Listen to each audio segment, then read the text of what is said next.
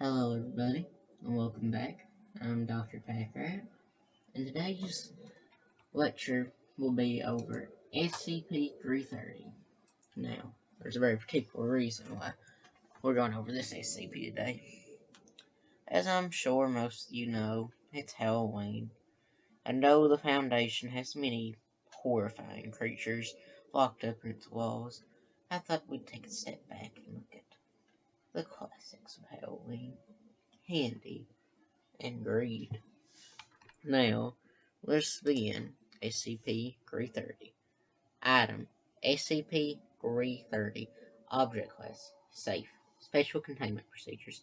Considering recent incidents, SCP-330 is to be kept in secure storage until further notice. Level 2 clearance is required for access to SCP-330 or its contents.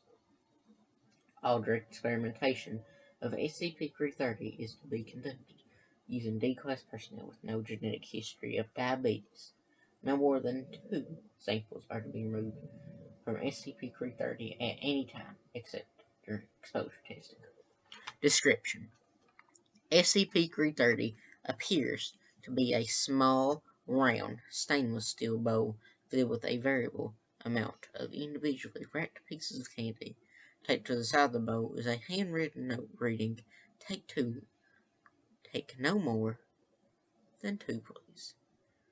Attempts to remove the note have met with failure, as have attempts to hide it or obscure it. Testers have noted finding it impossible to avoid reading the note, and those who approach it from an opposite angle are aware of this request. When a quantity of candy greater than 2 pieces is removed, regardless of the means involved, the offender instantly has both hands severed at the wrist by an unknown method.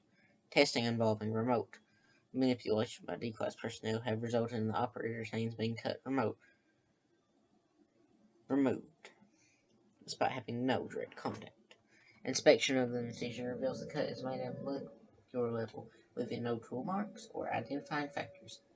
It is to be noted that the third piece of candy must be removed within a certain time frame.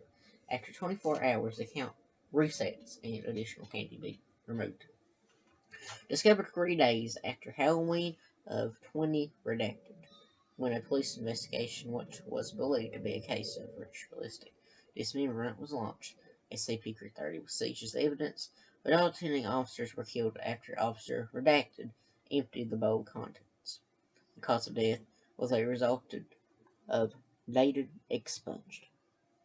Foundation agents, under the guise of federal agents, recovered the object with acceptable casualties.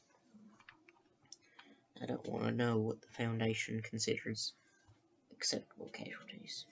Addendum: due continuing security issues, SCP-330 will be now held in Dr. Contract's office when not required for testing.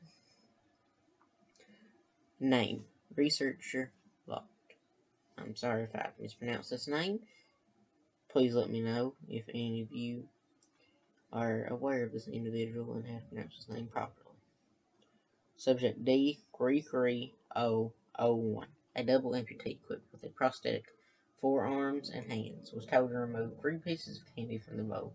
Subject complied with no immediate effects. However, within 45 seconds, subject reported a burning itch from both of his arm stumps. Right arm 2 centimeters below the elbow, left arm 1.5 centimeters below elbow, and phantom pains from having both his absent wrists. Subject's distress discomfort increased rapidly within 180 seconds, having removed the third piece of candy from the bowl.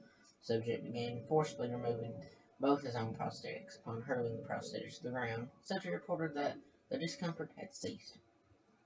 Dermatological examination of the subject revealed no unusual irritation or inflammation.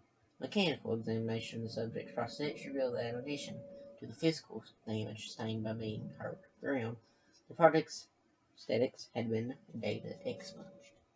Subject was supplied with fresh prosthetics identical to the first pair, but reported feeling that it was, quote, wrong to put them on. Coration was applied, and the subject reluctantly put on the left prosthetic. Note: subject is right-handed. However, when told to put on the right prosthetic, subject began weeping incoherently, and floating his arms so the left prosthetic detached itself. Analysis of video footage revealed the subject had not properly attached the left prosthetic to a stump. Mechanical examination of the left prosthetic revealed only physical damage sustained from it thrown across the room. 24 hours later, the subject was given fresh prosthetics and reported no difficulty putting them on.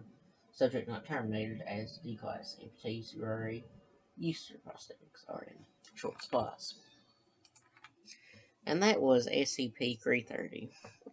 I hope this has taught everybody a lesson about not being greedy. Now, I expect to see everybody at tonight's Halloween party. I guess the side director thought we should be allowed to have a little fun. Now, do we have any questions before I end this meeting? Yes, you in the back. What kind of question is that? Of course you can't wear SCP-35 as a mask. Oh, wait. Right, of course it's you. You know the policy very well. Dismissed.